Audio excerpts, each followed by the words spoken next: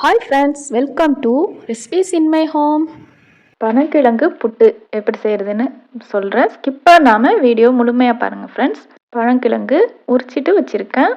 உரிச்சிட்டு எப்பொழுதுமே நம்ம எப்படி சாப்பிடுவோம், அதனுடைய நாரெல்லாம் எடுத்துகிட்டு சாப்பிடுவோம். அதை மாதிரி நாரெல்லாம் எடுத்துகிட்டு வச்சுருக்கேன். நீங்கள் சாதாரணமாக இப்படியே நம்ம சாப்பிடுவோம்.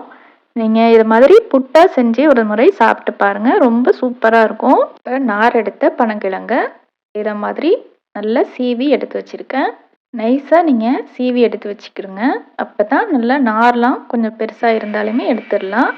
இப்போ அதை நான் மிக்ஸி கப்பில் போட்டு அரைச்சிடுறேன். பாருங்கள், நல்லா பூ போல் வந்துடும். இதை மாதிரி நீங்கள் அரைச்சிட்டுங்க.